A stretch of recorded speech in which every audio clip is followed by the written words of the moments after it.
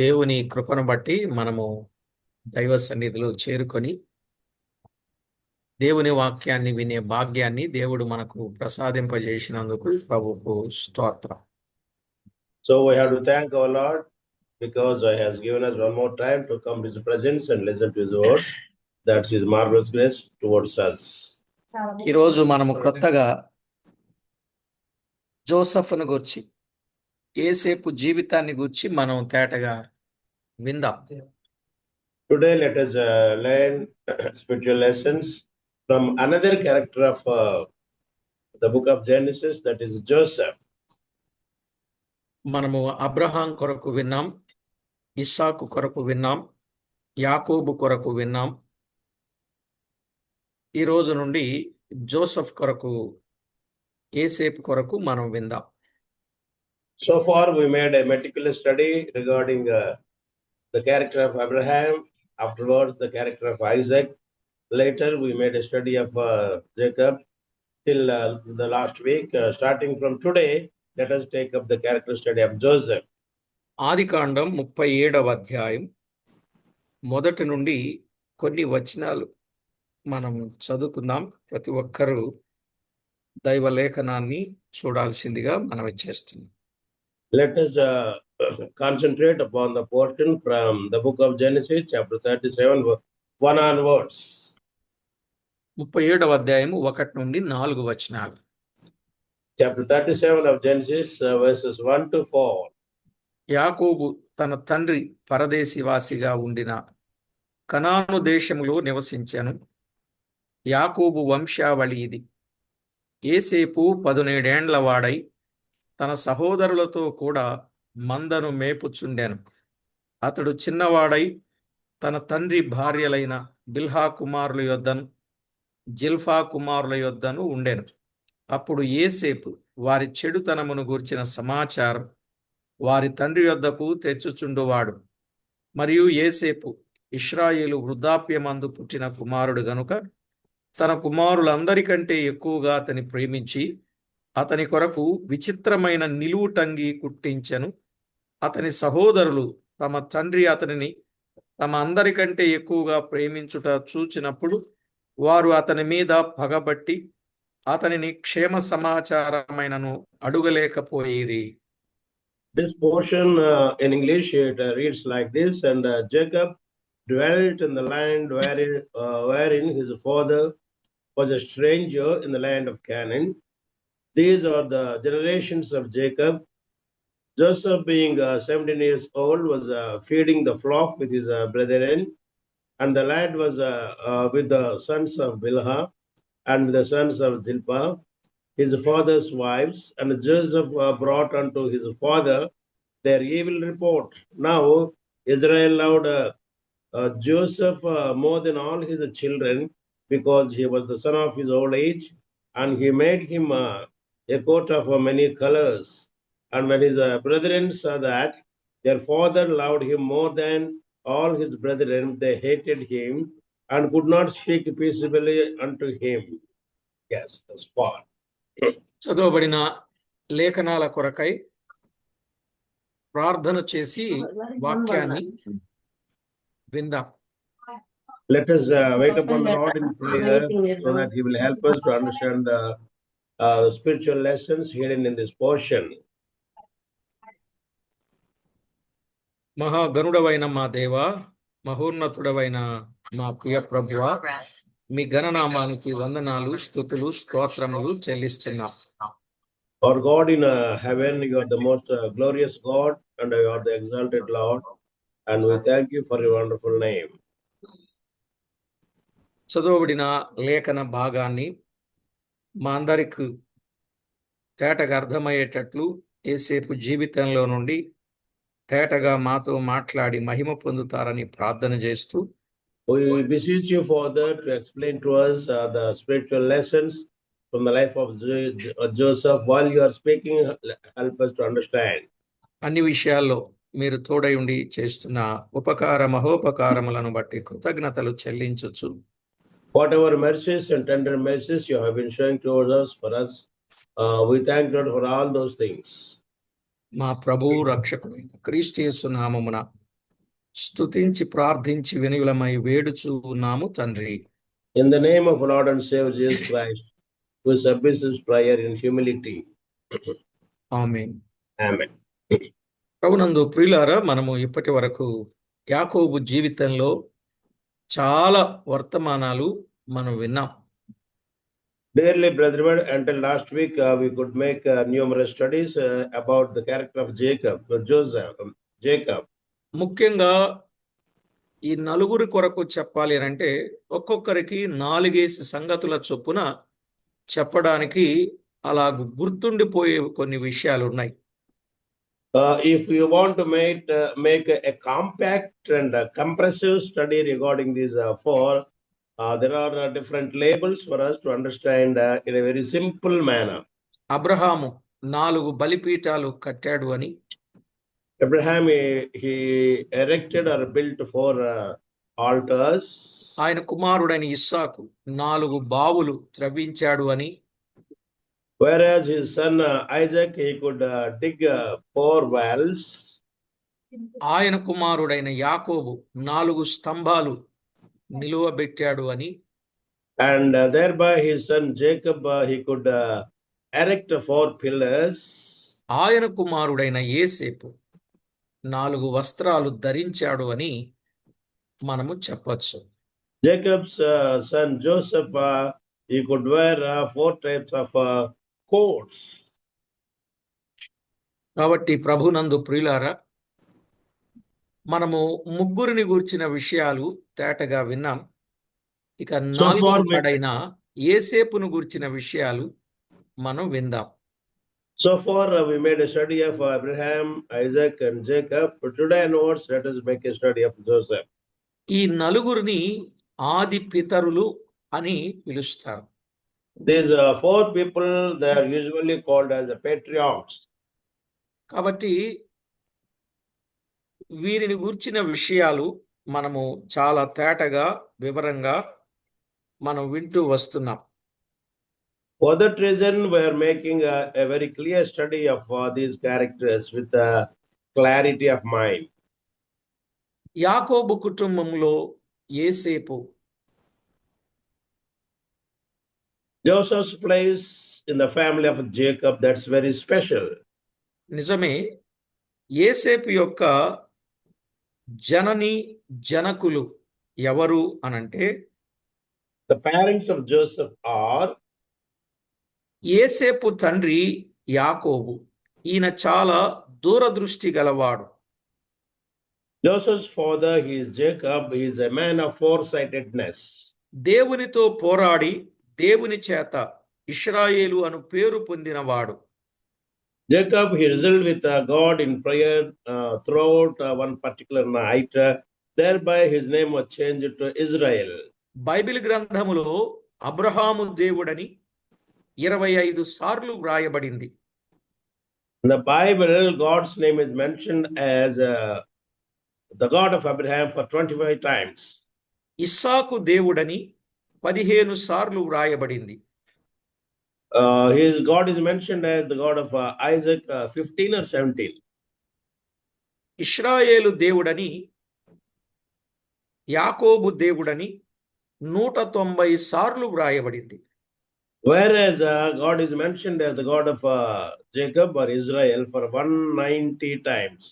దీనిని బట్టి చూస్తే దేవుని కాపుదలలోను భద్రతలోను పెరిగినవాడు యేసేపు. For all these things, we can understand that Joseph, he was well nurtured and well groomed in the mighty wings of God. యేసేపు తల్లి రాహేలు. The mother of Joseph, she was Rahel. లేయా రాహేలులు అక్కా చెల్లెండ్రు. We know that Leah and Rahel, they are the sisters. వీరిరువురు యాకోబు భార్యలు. These two are Rachel and Leah. They're all the wife. These two are the wives of Jacob. దేవుడు ఆదామును సృజించినప్పుడు ఒకే భార్యను చేశాను గాని పాత నిబంధనలో కొందరికి బహుభార్య భార్యత్వం ఉన్నట్లు మనం చూస్తాం. When God created Adam and Eve, so he made only one wife to Adam. That's it. Whereas in the Old Testament, we can see certain people, they had many wives. అయితే అపోస్తల కార్యాలు 17:30లో ఉన్నట్లు దేవుడు ఆ అజ్ఞాన కాలములను చూచి చూడనట్టుగా ఉన్నాడు. As we see in the book of Acts, chapter 17:30, that was the day of darkness, and God, of course, he could have winked at that time.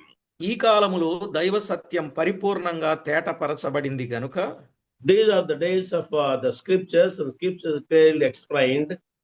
బహుభార్యత్వము చెల్లదు, కుదరదు. Polygamy is not allowed these days. అయితే రాహేలు రూపవతియు సుందరివతినై ఉన్నది. Rachel, she was very attractive and she was glamorous. గనుక యాకోబు రాహేలును లేయా కంటే బాగుగా ప్రేమించాడు. That's why Jacob, his heart was bent towards Rachel more than towards Leah. ఆదికాండం 29వ అధ్యాయం 17-18 వచనాలు మరియు 30వ వచనం. For that, we can turn to the book of Genesis, chapter 29, verse 17, 18, and 30. అయితే పెద్ద భార్య అయిన లేయా గర్భాన్ని దేవుడు తెరచాడు. వరుసగా 4 కుమారులు లేయాకు పుట్టారు. God, he was in favor of Leah. And ఆదికాండం 29వ అధ్యాయం 30-35 వచనాలు. God, he could open the womb of Leah, and he could give 4 sons to her. For that, we can turn to the book of Genesis, chapter 29, verse 30-35. ఒకవేళ లేయా స్థితిని మనం గాని గమనిస్తే ఆమె సొగసు కలిగింది కాదు, జబ్బు కన్నులు కలిగింది, యాకోబు ప్రేమించినది కాదు. Leah has many defects. Of course, she is the elder one in the family. Of course, she was born the first, but whereas she is not so much attractive like that of Rachel, and she has some defect with her eyes. లేయా, ఈ లేయా జబ్బు కన్నులు కలిగింది, సొగసు కలిగింది కాదు, యాకోబు ప్రేమించింది కాదు. లాబానుకు భారమైన సొత్తు. Leah, she was not attractive, she was not so glamorous, and she has the defect with her eyes. That's why she was not loved by Jacob. She was not loved by Jacob, and she was the first daughter of the Jacob. అందమైనది కాదు, పెండ్లి అగుట కూడా కష్టమైంది.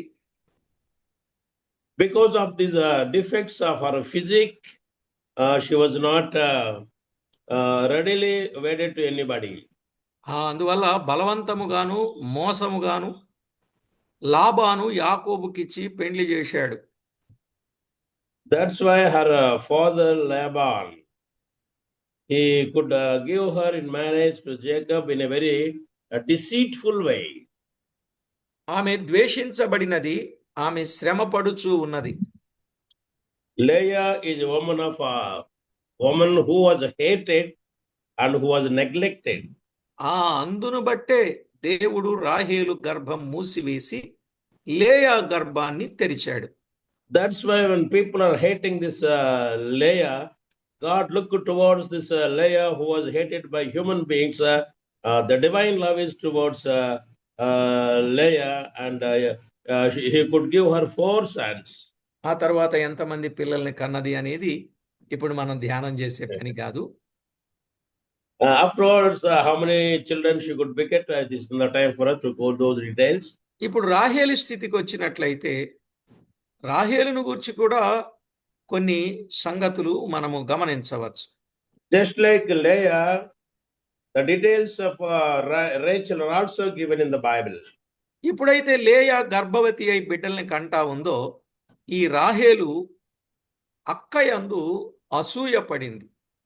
When the womb of Leah, she was fruitful, when she was begetting children like that, Rachel, she has a hatred towards her sister, that is Leah. రెండవది యాకోబు మీద కోపపడింది.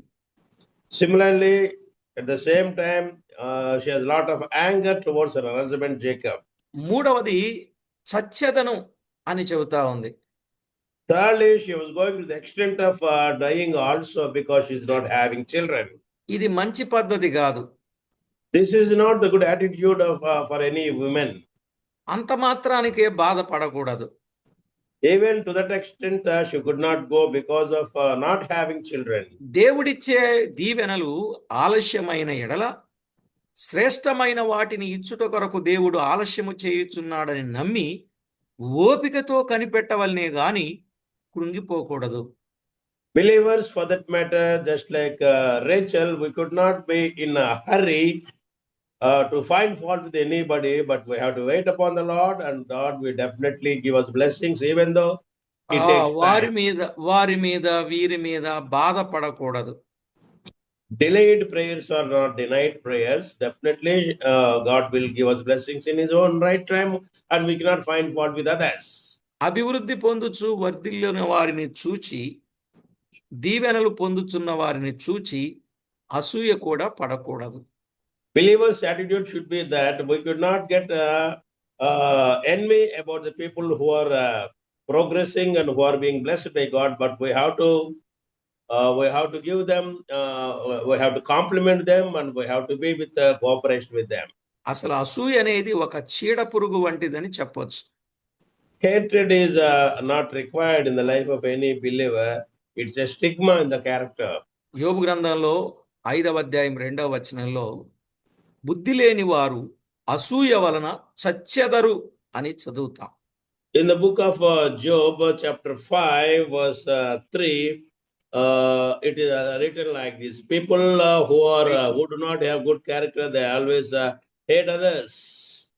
5వ అధ్యాయం 2వ వచనం.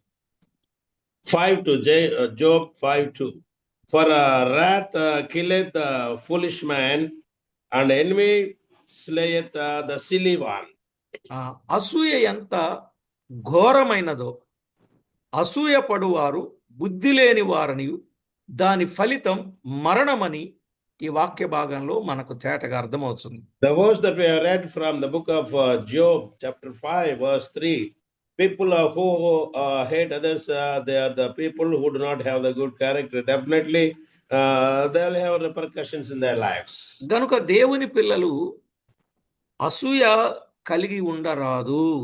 Children of God should not tame this unwanted character in their lives. కీర్తన 37:7-8 వచనాలు. For that, we can turn to the book of Psalms, chapter 37, verse 7 and 8. అసలు క్రొత్తగా జన్మించిన వారు అసూయ అనేది మానాలి అని పేతురు రాసిన మొదటి పత్రిక 2వ అధ్యాయం 1-3 వచనాల్లో మనం చదువుతాం. For the regenerated people, that is born again believers, this hatred is unwanted, and that we can find once again in one more verse, that's from the epistle of 1 Peter, chapter 2, verse 1 and 3. అయితే యాకోబు రాహేలు విషయమై కొంత బాధగా ఉన్నాడు. అయితే దేవుడు ఆదికాండం 30వ అధ్యాయం 22వ వచనంలో రాహేలును జ్ఞాపకం చేసుకున్నాడు. Jacob, he was very much worried about the condition of Rachel. Of course, he might have been praying, but God looked towards Rachel, and she could open her womb. ఒకప్పుడు ఆమె అసూయపరురాలే గాని ఇప్పుడు అది మానుకొని దేవునికి మనవి చేస్తూ ఉండగా దేవుడు ఆ గర్భమును తెరిచాడు అని చదువుతాం. Once upon a time, she was a woman of hatred towards Rachel, but now Leah, but now she said goodbye to that unwanted desire, and she has become a woman of prayerfulness. That's why God is looking towards her.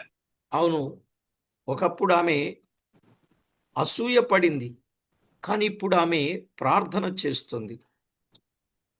In the previous days, she was a woman of hatred and jealousy, but now she has become a woman of prayerfulness and pious. అవును, ఒకప్పుడు ఆమె కోపపడేది, ఇప్పుడు ప్రభు సన్నిధిలో విరిగి నలిగి కృంగి మొర్రపెడుతూ ఉంది. In the previous days, she was a woman of anger and emotion, but whereas now she is a woman of a heart, a contrite heart, and a broken heart. ఇదంతా మనము గమనిస్తున్నప్పుడు మనకు అర్థమయ్యే సత్యం ఏంటంటే ఆమె దేవుని సన్నిధిలో ప్రార్థించడానికే కాబోలు. God took delay in answering her prayers. God took delay to give her children, to mend her character like this. దేవుడు ఆమె గర్భము తెరుచుటకు ఆలస్యం చేశాడు. God took delay in order. God took delay to give her children. In the meanwhile, He could change her attitude and mentality. నిజమే. దేవుడు మనకిచ్చు వాటి విషయమై ఎందుకు ఆలస్యం చేస్తున్నాడు అనంటే మనం కూడా దేవుని సన్నిధిలో విశేషంగా ప్రార్థన చేయటం కొరకే అనేది అర్థమవుతుంది. The reason why delays are happening in our lives, the reason is that God wants us to kneel down and also to come to His presence and approach Him with a lot of reverence. అలాంటి పరిస్థితుల్లో దేవుడు మన ప్రార్థన వినలేదని గాని మేలైన కార్యాలు దేవుడు మన పట్ల జరిగించడని మనము ఆయనను అనుమానించడం గాని అవమానించడం గాని ప్రార్థించడం మానడం గాని మనం చేయకూడదు. When things are getting delayed in our lives from God, we should not think that God is against us, but God is preserving us better things in future. For that, we should not find fault with God, and we have to have the reverential heart and come to the presence, and we should not stop praying also. నిజమే. ఇలాగూ కొందరి ప్రార్థన నెరవేరకపోవటం చూచి ప్రార్థించడం మానుతా ఉన్నారు. ఇది ఎంత మాత్రము మంచిది కాదు. There are certain believers, as their prayers are not being answered or delayed, they stop coming to the presence of the Lord and coming to pray the Lord. దేవుని వాక్యంలో మనం ఆలోచన చేస్తే ఎప్పుడైతే రాహేలు ప్రార్థన చేసిందో దేవుడు ఆమె నిందను తొలగించాడు. As and when Rachel started kneeling down and praying and submitting her praise to the Lord, God started taking away her the reproach on her. ఆదికాండం 30వ అధ్యాయం 23వ వచనంలో వ్రాయబడిన మాట. For that we can turn to the book of Genesis chapter 30 verse 23. అప్పుడు ఆమె గర్భవతి అయి కుమారుని కని దేవుడు నా నింద తొలగించెను అని అనుకుంది. Chapter 30 verse 3 reads like this: O Lord, thou hast brought up my soul అసలు from the నింద అంటే grave. ఏమిటి? What is a reproach? పాత నిబంధన కాలంలో బిడ్డలను కనకపోవటం అది నిందగాను, బిడ్డలను కనుట అది దైవ దీవెనగాను తలంచేవారు. In Old Testament times, childlessness or barrenness of a womb, it's treated as a reproach. But people who beget children, they treat it as God's blessing. ఆదికాండం 4వ అధ్యాయం 1వ వచనం. For that, let us turn to the book of Genesis, chapter 4, verse 1. Keerthana 33:5.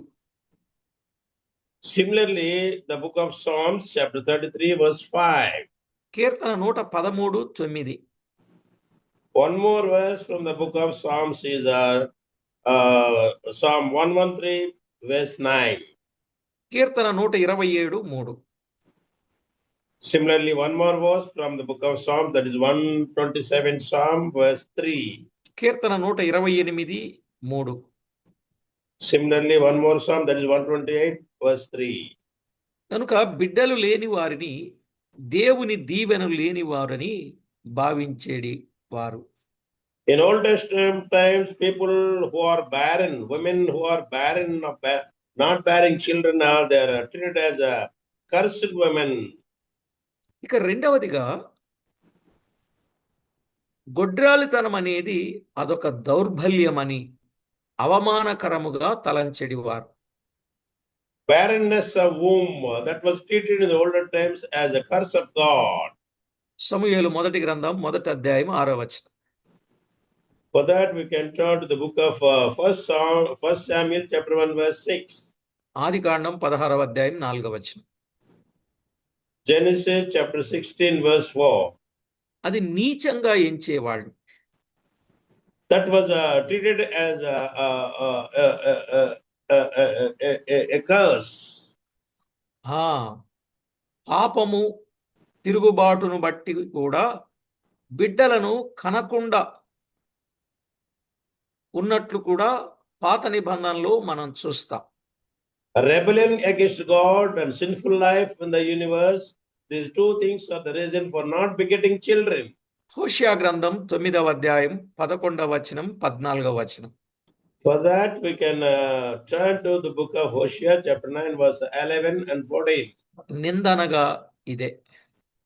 This is what is meant by reproach. ఇలాగు తలంచేవారే గనుక రాహేలు నేను చచ్చెదను అనే మాట మాట్లాడింది. Because of such attitude having in her life, Rachel, she wanted to die. బిడ్డలు కలిగినట్లయితే నింద తొలగిపోవునట్లుగా భావిస్తారు. Of course, when we beget children, we treat it as a blessing of the Lord. Definitely, we love to live. యెషయా గ్రంథం 4వ అధ్యాయం మొదటి వచనం. The book of Isaiah, chapter 4, verse 1. యెషయా గ్రంథం 54వ అధ్యాయం 4వ వచనం. The book of Isaiah, chapter 54, verse 4. కాబట్టి రాహేలు దేవుడు నా నింద తొలగించాడు అని ఆమె చెప్తా ఉంది. That's why Rachel, when she is begetting children, she says that God has taken away my curse and reproach. మొత్తానికి ఆమె ప్రసవ వేదనతో యేసేపును కన్నట్లుగా చూస్తాం. By all means, with the will of God, at the right time, she could bear and she could beget Joseph, and she could undergo that birth pangs. ఆమె కనిన కుమారునికి పేరు యేసేపు అని పేరు పెట్టింది. The name that is given to the newly born baby is Joseph. అనగా మరి ఒక కుమారుని నాకు దయచేయును. ఇందులో విస్తరింపును చూస్తాం. The name Joseph does mean that God will definitely spread me, enlarge me. He will give me another child. These are the meanings. నిజమే. యేసేపును తర్వాత చూచినట్లయితే అనేక దేశములకు పోషకుడుగా కనబడుచున్నాడు. Later on, we can see that according to the name given to Joseph, in tune with the meaning of the name of Joseph, he was a provider of food to all the entire world. రాహేలు కాన్పు కలుగుట ఆలస్యమైనను వీరందరినీ మించిన దైవ దీవెన ఆమె పొందగలిగినట్లు మనము చూస్తాం. Even though there was a delay in giving Joseph to Rachel, but when he was begotten, he grew well and he became a provider of food to all the people in the world. యేసేపు దేవుని ఏర్పాటులో ఉన్నవాడై ఆ కుటుంబం అంతటికి ఆదర్శప్రాయుడుగా ఉన్నాడు. Joseph, he was in the will of God, he was in the foresight of God. That's why he was a blessing to all the entire family members. యేసేపునకు ఆ ముగ్గురి సంతానం అంటే లేయా, Bilhah, జిల్పా, Zilpah. ఈ ముగ్గురి సంతానం యేసేపునకు మ్రొక్కవలసి వచ్చింది. There was a God appointed time wherein the children of Leah, the children of Bilhah, the children of Bilhah and Zilpah, they could come toward Joseph and they had to kneel down in front of Joseph when he became the prime minister. ఆలస్యములోనున్న దీవెన దేవుని కార్యములలో ఓపిక ఎంతైనా అవసరం. In the lives of God's children, there must be patient obedience. Thereby, they can get the sweet blessing at the right time. యాకోబు పత్రికలో మొదటి అధ్యాయం 2 నుండి 4 వచనాల్లో ఉన్నట్లు ఓర్పు అను తన క్రియను కొనసాగింపనీయుడి అని చెప్పాడు. In the book of um, James, we can see that let there be patience, long suffering attitude be prevail in you, thereby you can have a lot of blessings. దేవుడు చేయు కార్యాలు కొన్ని ఆలస్యమైనను మనము చింతపడక ఓపికతో ఉన్నట్లయితే అత్యధిక ఆశీర్వాదాలు పొందగలుగుతాం. When we have this long suffering, attitude of long suffering and endurance and patience in our lives, definitely God will take, of course, He will take, even though it takes a delay, He will give us better blessings. నిజంగా Ruth గ్రంథం 4:11లో పెద్దలన్నారు, రూతును మెచ్చి మాట్లాడుచు ఇశ్రాయేలు వంశమును వర్ధిల్లజేసిన రాహేలు లేయాను పోలిన దానవుగా చేయునుగాక అన్నారు.